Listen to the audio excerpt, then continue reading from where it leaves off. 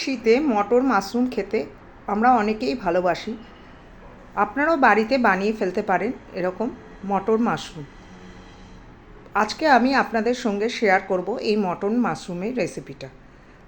তো চলুন আজকে বানিয়ে ফেলা যাক এই মটর মাশরুমের রেসিপি। এর জন্য আমি 1 প্যাকেট মাশরুম অর্থাৎ 200 গ্রাম মতো মাশরুম নিলাম। মাশরুমটাকে ভালো করে গরম জলে 2-3 বার ধুয়ে নিয়ে তারপরে এটাকে পাতলা পাতলা স্ট্রিপে কেটে নিলাম। প্রত্যেকটা মাশরুম এইভাবে কেটে নিতে হবে। এইবার এই মাশরুমগুলো একটা পাত্রে তুলে ম্যারিনেট করে নিতে হবে কিছু মশলা দিয়ে।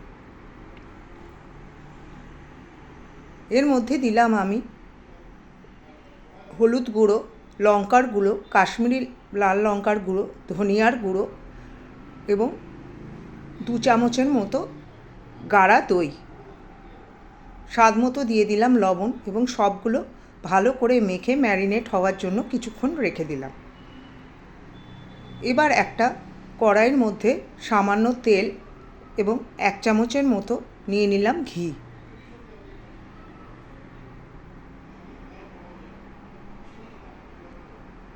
দুটো ভালো করে গরম হলে ঘিটা সম্পূর্ণভাবে তেলের সঙ্গে মিশে গেলে তার মধ্যে দিয়ে দিলাম লবঙ্গ, দারচিনি এবং 2টো ছোট এলাচ। এবার এগুলোর মধ্যে থেকে খুব ভালো করে গন্ধ বেরোলে তার মধ্যে দিয়ে দেবো আমি রাফলি কেটে রাখা কতগুলো পেঁয়াজ। পেঁয়াজগুলো নেড়ে চেড়ে ওর মধ্যে দিয়ে দেবো 7-8টা পরিমাণ রসুনের কোয়া এবং 1 ইঞ্চি পরিমাণ আদা ছোট ছোট করে কেটে এর মধ্যে দিয়ে দেবো। সবগুলো খুব ভালো করে নেড়ে চেড়ে নেব।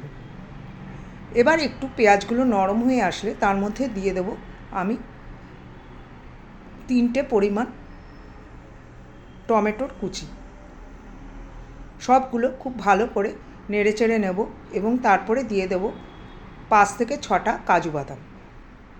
এই কাজু বাদাম দেওয়ার পর ফলে আপনার গ্রেভিটার মধ্যে একটা ক্রিমিনেস আসবে। দিয়ে দিলাম 2টো কাঁচা লঙ্কা এবং ধনেপাতার ডাঁটি। এখানে আমি ধনেপাতার স্টেমটাই ইউজ করেছি, পাতা ইউজ করিনি। এবার সবগুলো নরম হওয়ার জন্য সামান্য জল দিয়ে দেবো।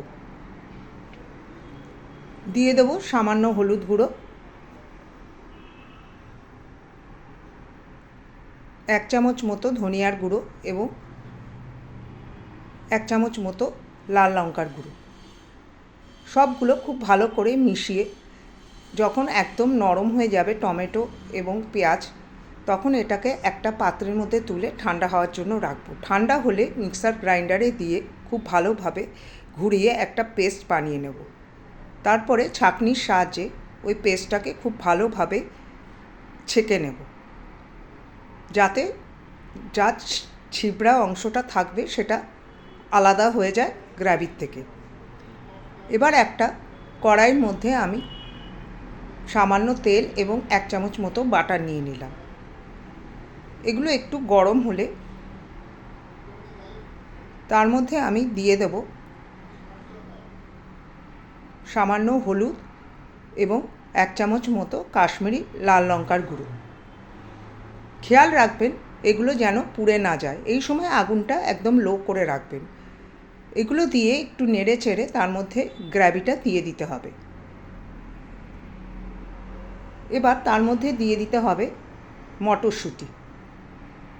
মশলা এবং মটরশুঁটি একসঙ্গে কষিয়ে নিতে হবে। দিয়ে দিতে হবে স্বাদ মতো লবণ। যেহেতু এখানে আমি টমেটো ব্যবহার করেছি সেহেতু এখানে একটা ট্যাঙ্গিনেস আসবে, সেটাকে ব্যালেন্স করার জন্য আমি দিয়ে দিলাম সামান্য চিনি। এবার ঝোলটা একটু ফুটে এলে তার মধ্যে দিয়ে দিতে হবে ম্যারিনেট করা মাশরুমগুলো। তারপর সেটাকে 5 থেকে 10 মিনিট ফোটাতে হবে এবং দিয়ে দিতে হবে সামান্য পরিমাণ কসুরি মেথি এবং 2 চামচ পরিমাণ ক্রিম। আর লাস্টে নামানোর সময় দিয়ে দিতে হবে ধনিয়া পাতা।